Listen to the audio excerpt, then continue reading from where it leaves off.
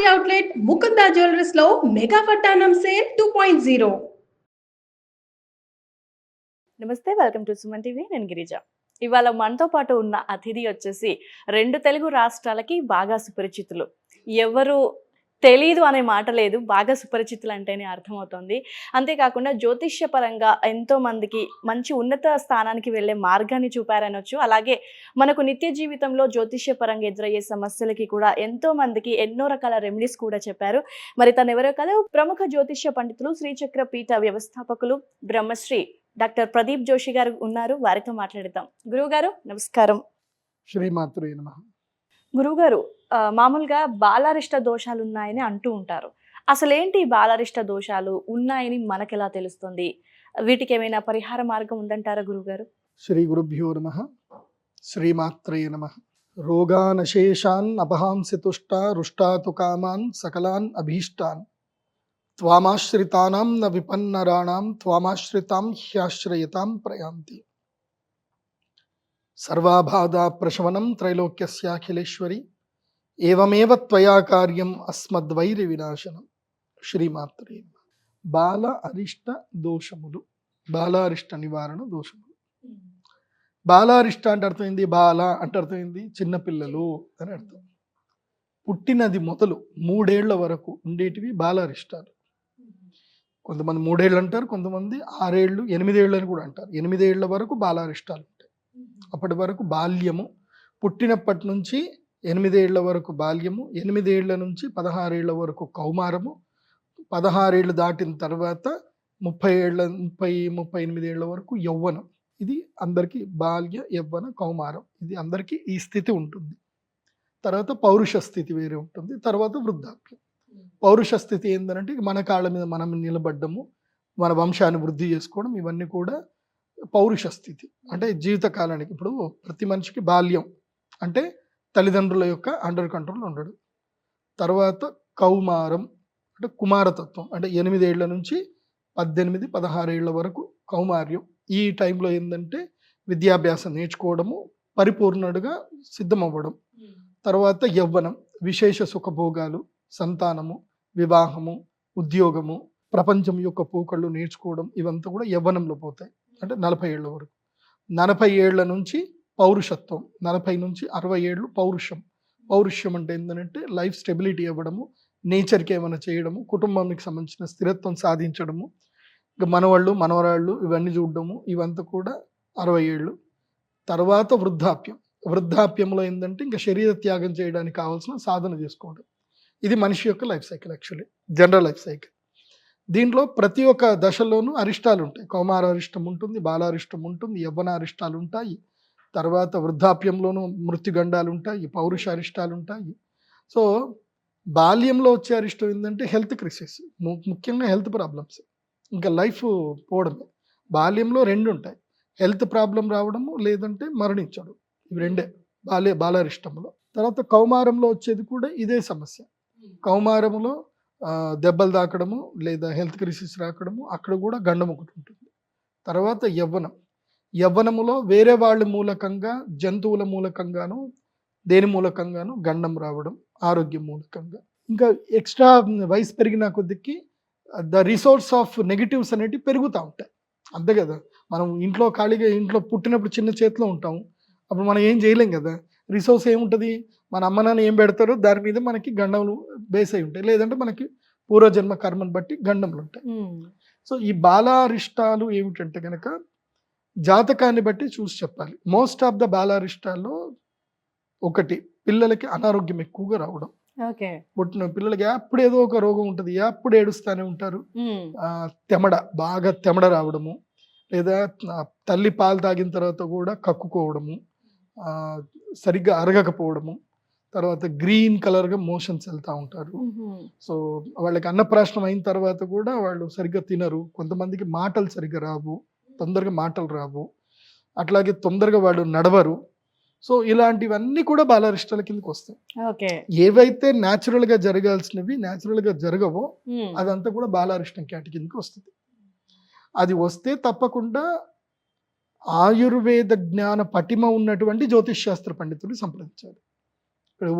కేవలము లెక్కలేసే జ్యోతిష్యుడిని కాదు సంప్రదించాల్సింది. ఇప్పుడు బాలారిష్టాలకు ఆ జ్యోతిష్ శాస్త్ర పండితుడికి నాడీ జ్ఞానం ఉండాలి. ఏముండాలి? నాడి జ్ఞానం. నాడీ జ్ఞానం అంటే ఆ పిల్లవాడిని చూసి చూడగానే వాడి యొక్క లక్షణం ఏంది, వాడికి ఏ సమస్య ఉంది, కళ్ళతోటి స్కాన్ చేయగలిగారు. అది నేను 3 ఏళ్ళు దాని మీద వర్క్ చేశాను. నేను 3 ఏళ్ళు ప్రతిరోజు అనాటమీ ల్యాబ్కి వెళ్ళడము, డిసెక్షన్ క్లాస్కి అటెండ్ అవ్వడము, human anatomy, human physiology, so ఎలా ఉంటుంది అనేది నేను మణిపాల్ యూనివర్సిటీలో ఎంఎస్సి యోగా థెరపీ నేర్చుకున్నాను.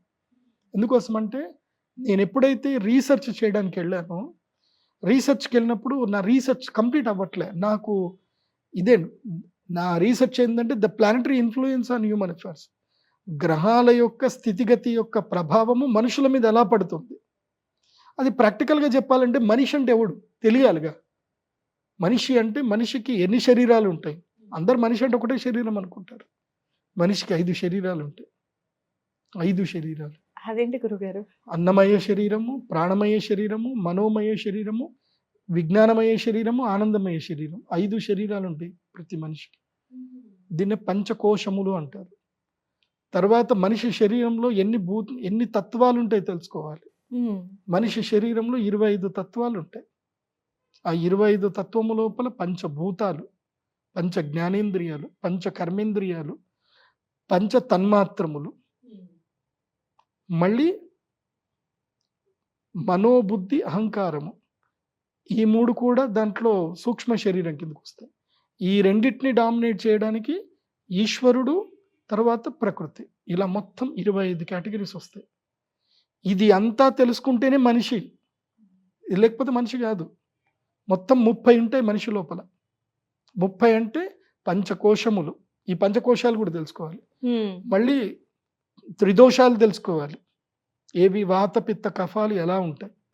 సో ఒక మనిషిని చూడగానే ఈ మనిషి యొక్క లక్షణం ఏంది, ఇతనికి ఏ రోగం ఉంటుంది, మనిషి నడక చూసి చెప్పేయచ్చు ఇతనికి ఏ రోగం ఉంది, ఇతను అని చెప్పేయచ్చు. దానికి సాధన చేయాలి. కాకపోతే అన్ని చెప్పడానికి ఉండదు, అదొకటి రూలు. అది సినిమాలో త్రివిక్రమ్ గారు ఒక మంచి డైలాగ్ చెప్తారు, జ్ఞానం అంటే అంతేరా, చూసినోడు చెప్పలేడు, తెలినోడికి చెప్పలేడు, తెలినోడికి అర్థం కాదు. సో చూసినోడు చెప్పలేడు, ఎందుకోసం అంటే వాడికి లిమిటేషన్స్ ఉంటాయి. ఇప్పుడు ప్రతిదీ చెప్పేసామనుకో కొట్టేస్తారు జనాలకి. ఎందుకోసం అంటే దాన్ని అర్థం చేసుకునే కెపాసిటీ ఉండదు. అందుకే అన్ని చోట్ల విజ్ఞానం పనికిరాదు. అన్ని చోట్ల నువ్వే గొప్ప అని చెప్పడం, అన్ని చోట్ల నిజాలు చెప్పడం పని చేయదు. సో అందుకే మనము ఈ యొక్క ధర్మరాజుకి ఒక వేటగాడు వచ్చి చెప్తాడనమాట. కిరాతార్జునీయం అని ఒక గ్రంథం ఉంటుంది. ఇది చాలా మందికి ఈ సినిమాలు చూస్తారు, నేను చెప్పిన ఈ గ్రంథాలు చదవండి. కిరాతార్జునీయం అని ఒకటి ఉంటుంది. ధర్మరాజు అడవిలో ఉన్నప్పుడు వచ్చి చెప్తాడు ఎలా నడుస్తుంది రాజ్యం, ఎలా నడిపిస్తున్నాడు, దుర్యోధనుడు ఎలా నడిపిస్తున్నాడు అని ఒక దూత వచ్చి చెప్తాడు. సూపర్ ఉంటుంది, అది చదవాలి. అట్లాగే విదుర నీతి అని ఒకటి ఉంటుంది, అది కూడా చదవాలి. మంచి ఇలాంటివి చదవాలి, పుస్తకాలు ఉండాలి ఇంట్లో. ఎవడైతే పుస్తకాలు క్షుణ్ణంగా చదువుతాడో వాడు ఈ హ్యూమన్ లైఫ్లో సక్సెస్ఫుల్ అవుతాడు. ఈ దిక్కుమాన సినిమాలు, రీల్స్ ఇట్లా ఇట్లా వేసుకుంటూ కూర్చుంటే నిన్ను కూడా అందరూ ఇట్లా ఇట్లా అంటారు, అంతే. నువ్వేంటి అనేది ఒక పర్ఫెక్ట్ మ్యాన్గా తయారవ్వాలి. సో ఈ బాలారిష్టాలు తొలగిపోవాలి అంటే అలాంటి జ్యోతిష్ శాస్త్ర పండితులు సంప్రదించాలి. అతనికి యోగా జ్ఞానం ఉండాలి, ఆయుర్వేద జ్ఞానం ఉండాలి, నాడీ పట్టుకునే ఉండాలి. పిల్లలకి నాడి దొరకదు, అది గుర్తుపెట్టుకోండి.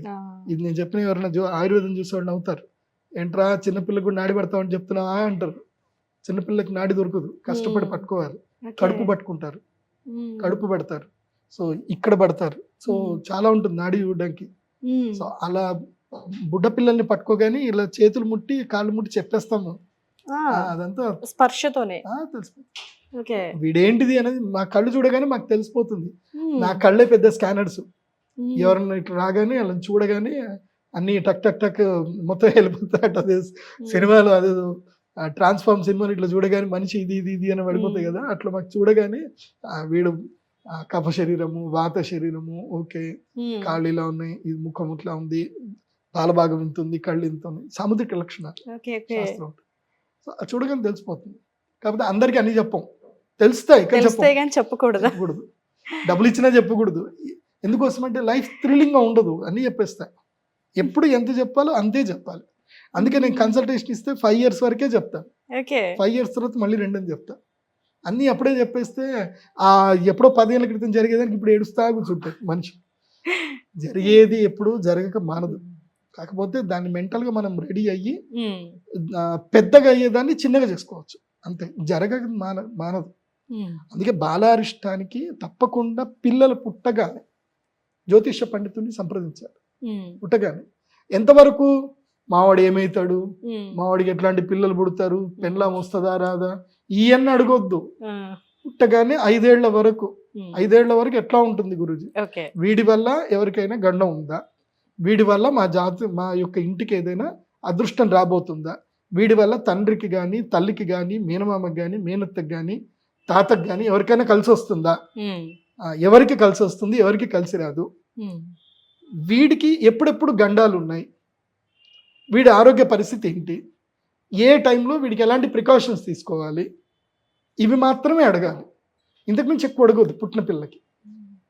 వీడు పెద్దగా అవుతాడా, కలెక్టర్ అవుతాడా, డాక్టర్ అవుతాడా, ఇవన్నీ అప్పుడు అడగకూడదు. అప్పుడు అడిగితే వేస్ట్ అవన్నీ కూడా. చెప్పను నేను అవన్నీ ఎందుకు రా, వాడు స్కూల్కి వెళ్ళినాయి అప్పుడు రా అని చెప్తా. స్కూల్కి వెళ్ళినప్పుడు ఎంత చెప్పాలో అంతే చెప్తా. 10th క్లాస్ అయిపోయిన తర్వాత రా అని చెప్తా. మళ్ళీ 10th తర్వాత ఈ డిగ్రీ వరకు ఎంత చెప్పాలో అంతే చెప్తా. డిగ్రీ తర్వాత రా అని చెప్తా. డిగ్రీ తర్వాత ఇంకేం చెప్పాలో చెప్తా. తర్వాత పెళ్ళయ్యేటప్పుడు రా అని చెప్తా. వస్తారా గురువు గారు? నా దగ్గరికి ఒకసారి వచ్చారు అంటే కంటిన్యూగా రావడం ఉంటుంది, అలా ఫైల్ ఉంటుంది. ప్రతి ఒక్క వ్యక్తి జాతకం నా దగ్గర ఉంటుంది. వాడికి నేను టిక్లేసి పెట్టుకొని ఉంటాను అనమాట. ఆల్రెడీ నాకు అన్ని తెలిసిపోతుంది కదా, నేను అన్ని నోట్ రాసి పెట్టుకుంటా. కాకపోతే చెప్పటం మాత్రం అంతే చెప్పాలి, ఎక్కువ చెప్పకూడదు. ఎప్పుడు ఎక్కువ చెప్పకూడదు, అతి ఎప్పుడు చెప్పకూడదు. అతి సర్వత్ర వర్జయేత్. ఏది ఎంత చెప్పాలో అంతే చెప్పాలి. ఇప్పుడు ఉదాహరణకి ఒక స్కూల్ టీచర్ ఉన్నారు, తన దగ్గర మొత్తం సిలబస్ అంతా ఉంటుంది. ఒక స్కూల్ టీచర్ కెపాసిటీ ఏంది, మొత్తం సిలబస్ అంతా చెప్పగలుగుతుంది ఆవిడ. టీచర్ కెపాసిటీ ఉంది. కానీ స్టూడెంట్స్కి మొత్తం చెప్పేస్తారా ఒక రోజులో ఒక క్లాస్లో? కావాలంటే ఒక 48 గంటలు టైం ఇవ్వండి, పోరానందని కూర్చోబెట్టి 48 గంటల్లో టోటల్ సిలబస్ కంప్లీట్ చేసి పంపించేస్తా. 48 గంటల్లో 4 సార్లు ఫుడ్ పెట్టండి చాలు, ఇంకా మొత్తం కంప్లీట్ చేసి పంపిస్తా ఉన్నట్టు. కానీ పిల్లాడికి అర్థం అవ్వాలి. సో మెచ్యూరిటీ లెవెల్స్ ఎంతవరకు మెచ్యూరిటీ వచ్చిందో అంతవరకు జాతకం చెప్తూ వెళ్తాను. అందుకే ఈ బాలారిష్టాలు ఉన్నటువంటి వాళ్ళకి తప్పకుండా పరిహారాలు చేయించుకోవాలి. ప్రతి ఒక్క మనిషి పుట్టుకకు ఒక కారణం ఉంటుంది. ఏంటి కారణం ఉంటుంది. ఆ వంశంలో ఎందుకు పుట్టాడు, ఆ అనువంశికంగా లెక్కలు తీయాలి. అందుకే ఎప్పుడు కూడా వంశవృక్షము రాసుకోవడము ఒకప్పుడు పద్ధతి. ఇప్పటికీ పద్మశాలి లోపల పద్ధతి ఉంది. పద్మశాలీస్ మెయింటైన్ చేస్తారు. నేను చూసాను, చాలా మంది పద్మశాలి ఇంట్లో చూశాను, కొంతమంది కోమట్ల ఇంట్లో కూడా చూశాను, కొంతమంది నాయుళ్ళు వాళ్ళ ఇంట్లో కూడా చూశాను. కొన్ని ఇళ్లలో అయితే ఉన్నది ఆ పద్ధతి. వంశవృక్షం మొత్తం రాసి పెట్టుకుంటారు. అండ్ తప్పకుండా వాళ్ళ జాతకం ఇవన్నీ కూడా భద్రపరుచుకుంటారు ఇంట్లో. అంటే వాళ్ళు ఈయన ఏ నక్షత్రంలో పుట్టారు, ఏం కథ, ఒక చార్ట్ ఉంటుంది వాళ్ళు. మీరు కూడా తప్పకుండా మీ వంశవృక్షం ప్రిపేర్ చేసుకోండి. ఎందుకోసం అంటే మీ ఇంట్లో మీ తాతగారు పుట్టొచ్చు, మీ ముత్తాతగారు పుట్టొచ్చు, అంటే అవే నక్షత్రాలు ఆల్మోస్ట్ తెలిసిపోతుంది. పుట్టుక గిట్టుక ఇవి 2 నోట్ చేసి పెట్టుకోవాలి. పుట్టిన టైము, చచ్చిన టైం, ఈ 2 ప్రతి ఒక్క వ్యక్తిని నోట్ చేసి పెట్టుకోవాలి. గిట్టిన టైం బట్టి మళ్ళీ ఏ వంశంలో ఎప్పుడు ఏ రూపంలో ఎక్కడ పుడతారు అని కూడా చెప్పొచ్చు. కాకపోతే అది 100% యాక్యురెన్సీ అయితే ఉండదు. పుట్టిన తర్వాత రావాలి, వచ్చి మా వంశంలో ఎవరైనా అంశంతో పుట్టాడా కనుక్కోవచ్చు, తెలుస్తుంది. సో దాన్ని బట్టి వాళ్ళకి సంబంధించిన అదృష్టాలు కూడా తెలుస్తాయి. గురుగారు, మరి ఈ బాలారిష్ట దోషాల నివారణ ఏ విధంగా, ఎక్కడ, ఎవరితో చేయిస్తే మంచిదంటారు? తప్పకుండా బాలారిష్టము చేయించిన తర్వాత రక్ష తప్పకుండా తీసుకోవాలి. పిల్లవాడికి రక్ష ఇస్తాం. అది ఒక ప్రత్యేకమైనటువంటి ద్రవ్యముతో చేసినటువంటి రక్ష ఉంటుంది. నల్లతారికి ఒక ద్రవ్యం పెట్టిస్తాం. అది నేను చెప్పాను అనుకోండి, ప్రదీప్ జోషి గారిది కాపీ పేస్ట్ చేసుకొని జోషి గారు చెప్పినట్టుగానే మేము కూడా అదే ఇస్తా ఉండి అని అంటారు. సో ఆ సీక్రెట్ నేను చెప్పను. అది ఒక ద్రవ్యం ఉంటుంది, ఆ ద్రవ్యంతో మేము పూజ చేసి ఆ రక్ష ఇస్తాం. అవి దాదాపు 20 తాళ్ళు ఇస్తాం, దారాలు ఇస్తాం. అందుకోసం అంటే మళ్ళీ మా దగ్గర రాలేరు కదా. సో ఆ పిల్లాడికి ర్యాష్ అది రాకుండా చేయడం కూడా అది ఇస్తాం. తర్వాత ఏవైతే ఉంటుందో ప్రికాషన్స్ కూడా ఇవి చెప్తాం. ఇవి మా శ్రీచక్ర పీఠంలో ప్రత్యేకంగా మాత్రమే చేయిస్తాం బాలారిష్టాలు. ఏంటి ప్రత్యేకంగా సామూహికంగా చేయించడానికి ఉండదు. ఓకే. బాలారిష్టాలు కావాలంటే మీరు బుక్ చేసుకోవాల్సిందే. ఉమ్, ఎందుకోసం అంటే మీ వంశోద్ధారకుడు వంశోద్ధారకురాలు ఉమ్, పుట్టినప్పుడు వాళ్ళ మీద మీరు ఖర్చు పెట్టడంలో అయితే తప్పేం కాదు అని నేను చెప్తాను. ఖర్చు పెట్టుకోవాల్సిందే. ఉమ్, ఎందుకోసం అంటే మీ వంశానికి రాజయోగం రావాలన్నా ఏది జరగాలన్నా దీంతో బిగినింగ్. ఉమ్. సో ఇక్కడ ఇన్వెస్ట్మెంట్ పెట్టాల్సిందే. దీంట్లో మాత్రం పిసినారితనం లేదు. Invest నో చేయటంలో. ఎక్స్క్యూజ్నెస్. ఇక్కడ ఎక్స్క్యూజ్నెస్ లేదు, పిసినారితనాలు లేవు. ఓకే. నేను ఏ విషయంలో అయినా సరే మీరు ఏదైనా ధ్యానం చేసుకోండి ఇవి చేసుకోండి అని చెప్తాను. ఈ విషయంలో చెప్పను. ఎందుకోసం అంటే పుట్టుక ఉమ్, పుట్టుక అనేది గొప్పది. వాళ్ళని ఎలా చేయొచ్చు అనేది మనం మేనిఫెస్టేషన్ చేయొచ్చు. ఉమ్, దాంట్లో జ్యోతిష్ శాస్త్రం ఉంది. ఓకే. సో వీడికి ఎప్పుడెప్పుడు ఏమవుతుంది, ఎట్లా అవుతుంది, వీడి జాతకంలో ఎవడి కలిసి వస్తుంది, ఎవడి కలిసి రాదు అన్నీ ఉంటాయి. ఉమ్, అవి ఎంత లెక్క చెప్తాను నేను. చెప్పినాక పరిహారంలో కూర్చోబెడతాం. ఉమ్, తప్పకుండా ఆ పరిహారము కుటుంబం అంతా కూర్చొని అమ్మవారి సన్నిధానంలో చేసుకుంటే మంచిది. ఓకే. ఎందుకోసం అంటే అమ్మల గన్నయమ్మ, ముగ్గురమ్మల మూల పుటమ్మ, మూలపుటమ్మ. చాలా పెద్దమ్మ. అయితే So, గురుగారు మరి అంటే ఏ సమయాలలో చేస్తే మంచిది గురుగారు మరి ఇది? దానికి కేటగిరీస్ ఉంటుంది. ఉంటుందా? ఆ ఓకే. నక్షత్రం పుట్టిన నక్షత్రాన్ని బట్టి ఉమ్, ఆ నక్షత్రంలో చేయించడమా ఉమ్. లేకపోతే అరిష్టం ఎంత తీవ్రత ఉంది దాని మీద చేయించడమా ఉంటుంది. ఆ, అయితే ఇది బాలారిష్ట దోషానికి నివారణ ఒకటేసారి చేయించవచ్చా లేదంటే అది కూడా ఏమన్నా రిపీటెడ్ గా చేయించే ఛాన్సెస్ ఏమైనా ఉంటాయా? ఒక్కసారి సరిపోతుంది. ఒక్కసారి. ఒకసారి బాలారిష్టం చేయించాలి. ఉమ్, మళ్ళీ ఏదైనా రిపీటెడ్ గా ఏమన్నా ఇంకెక్కువ ఏమైనా అనిపిస్తుంది, ఉమ్, మళ్ళీ ఇంకొక హయ్యర్ లెవెల్లో మళ్ళీ చేయించుకోవాలి. Mostly okay. 2 సంవత్సరాలకు ఒకసారి 8 ఏళ్ళు వచ్చేంత వరకు చేయించుకుంటే మంచిది. ఉహుం, 2 ఇయర్స్కి ఒకసారి. ఓకే. డబ్బులు బాగా ఉన్నాయి, మా పిల్లాడు మంచి మాకు గ్రోత్ కనిపిస్తుంది చేయడం వల్ల అంటే ఎవ్రీ ఇయర్ చేయించుకోవాలి. ఉమ్, పుట్టినప్పుడు ప్రతి ఇయర్ బర్త్డే టైంకి ముందు Hmm. వారం రోజుల ముందు చేయించుకోవాలి. ఓకే. డిపెండ్స్ ఆన్ ఫైనాన్షియల్ అన్నమాట. అంతే. ఓకే ఆ పూజ చేయించాలంటే మినిమం ₹1,00,000 దాకా అవుతుంది. గురుగారు. ఎందుకోసం అంటే పెద్ద పూజ అది. ఇవన్నీ కూడా తప్పకుండా చేయించుకోవాలి. దీనికి ఎంత సమయం పట్టొచ్చు గురుగారు మరి? 4 గంటల టైం పడుతుంది. 4 గంటలు. ఉమ్. కాకపోతే అర్చన చేసే వాళ్ళకి ఎక్కువ టైం, తల్లిని ఎక్కువసేపు కూర్చోబెట్టాం. తల్లి ఒకవేళ కనుక అప్పుడే ప్రసవించి ఆ కష్టం ఉంటే తల్లిని ఎక్కువసేపు కూర్చోబెట్టడం ఉండదు. ఉహుం, తల్లికి జస్ట్ సంకల్పం చేయించి తల్లి బిడ్డను పంపించేస్తాం. ఉమ్, తర్వాత చేయడం అంతా బ్రాహ్మణులు అర్చకులు వాళ్ళు ఓకే. చేస్తారు. ఉమ్, ఎందుకోసం అంటే వాళ్ళని పిల్లల్ని అంతసేపు కూర్చోబెట్టలేం కదా. ఉమ్, సో కూర్చున్నంతసేపు వాళ్ళు కూర్చుంటారు, కూర్చున్నంతసేపు వాళ్ళకి రెస్ట్. పక్కన ఎక్కడ వెళ్ళి రూమ్లు ఉంటే కూర్చొని పాలివ్వడము పడుకోవడము ఏమైనా చేసుకోవచ్చు. ఉమ్, చేసేదంతా మా బాధ్యత ఉంటుంది. ఓకే. రక్ష చేసి ఇస్తాం, రక్ష చేసి ఇవ్వడం ముఖ్యం.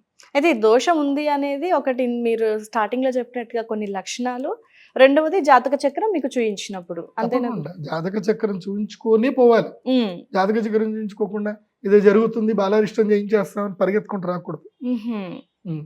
ఓకే జాతకం చూడాలి, బాలారిష్టం ఏంది అనేది కేటగిరీ తెలుసుకోవాలి కదా. ఉమ్, తెలుసుకోకుండా అన్నిటికీ వెళ్ళిపోకటం చేయడానికి ఉండదు. అదే. అది ఇప్పుడు ప్రతి రోగానికి ఒక మందు ఉన్నట్టే ఏ అరిష్టం ఉంది ఎక్కువగా, ప్రాణగండం ఉందా, ఇప్పుడు స్కిన్ ఎలర్జీస్ వస్తున్నాయా, లేకపోతే మాట రాదా, ఉమ్, లేకపోతే డైజెషన్ ప్రాబ్లం ఉంటుందా పిల్లవాడికి, కళ్ళకి సంబంధించిన ప్రాబ్లం ఉందా, లేదంటే ఆటిజంతో పుట్టాడు పిల్లవాడు, ఉమ్, చాలా ఉంటాయి. ఓకే. ఇవన్నీ తెలియాలి. ఇవన్నీ తెలియాలంటే కొంచెం మెడికల్ నాలెడ్జ్ కూడా ఉండాలి. ఉమ్, శరీర రచనా శాస్త్రం తెలిసి ఉండాలి, సాముద్రిక రచనా శాస్త్రం తెలిసి ఉండాలి. ఉమ్. చాలా ఉంటాయిలేండి. ఓ, ఒక్కదాంతో సరిపెట్టేది కాదు, ఒక్క విషయంతో తెలిసిపోయేది కాదైతే. చెప్తున్నా కదా, అది ఒక పెద్ద మహాసముద్రం జ్యోతిష్యం అదే. అనేది. ఎస్ గురువు గారు. సో బాలారిష్ట దోషాలని అంటూ ఉంటారు, కానీ అది ఎట్లా వస్తుంది, ఏంటి, ఏ విధంగా చూయించుకోవాలి అనేది కూడా ఇప్పుడు కొంతమందికి ఇంకొకటి అంత. ఉంటుంది, బాలారిష్టం ఇంకొకటి ఉంటుంది. ఇది పేగు మెడకి చుట్టుకొని పుడతారు, ఉమ్, ఉమ్, అది కూడా దోషం ఉంటుంది. ఉమ్, ఇప్పుడు ఈ కాలంలో అసలు ఏ డాక్టర్లు చెప్పరు పేగుల మెడకి చుట్టుకొని పుట్టాడు ఏం చెప్పలేదు. కోయడం తీయడం, తీయటం. ఆ మెడ చుట్టుకున్న తీసేయడం, అంతే కట్ చేయడం అనుకుంటారు. పేగు మెడకు చుట్టుకుంటే తప్పకుండా ఉమ్, వాడి జాతకం ఇమీడియట్లీ కన్సల్ట్ చేయాలి పేగు మెడకు చుట్టుకుంటే. ఓకే. అదేదో న్యాచురల్గా జరిగిపోతుందండి అని అంటే అట్లా ఉండదు. అట్లా న్యాచురల్గా జరుగుతుంటే అందరికీ జరగాలి, అందరికి జరగదు కదా, కొంతమందికి మాత్రం ఉంటుంది. ఓకే. సో పేగు మెడకి చుట్టుకొని పుట్టాడు అంటే మినిమం గండమే పక్క, ఉమ్, డౌట్ లేదు. పరిహారం చేయించాల్సిందే దానికి కూడా. పక్క మేనమామ మేనత్త ఇద్దరు పరిగెత్తుకుని రావాల్సిందే. ఇంకా ఏమండి మా మేనల్లుడు పుట్టాడు పేగు మెడకేసుకొని గురుగారు రావాల్సిందే, తప్పదు ఓకే. ఇంకా. ఓకే గురుగారు, చాలా విషయాలు షేర్ చేసుకున్నారు గురుగారు. బాలారిష్ట దోషాలు అనేది ఎస్పెషల్లీ చిన్నపిల్లలకి ఎప్పుడు వస్తుంటాయి, ఏంటి, ఎట్లా ఉంది అనేది జాతక చక్రం పరంగానే తెలుస్తుందని అంటున్నారు. సో ఇది చాలా మందికి ఉన్న సందేహం, అంటూ ఉంటారు జనరల్గా, కానీ పూర్తి వివరణ తెలియదు వాళ్ళకి. సో మీ వివరణతో వాళ్ళకి చక్కటి ఒక అవగాహన అయితే వచ్చింది అనుకుంటున్నాను గురుగారు. ధన్యవాదాలు. శ్రీమాత్రే. సో చూసారు కదండి, ఇలాంటి పరిహారాలు చేయించుకోవాలనుకున్నా లేదంటే నేరుగా గురువు గారిని కలుసుకోవాలనుకున్నా కూడా pradeepjoshi.com వెబ్సైట్ని సంప్రదిస్తే గురువు గారిని మీరు కలుసుకునే అవకాశం ఉంటుంది.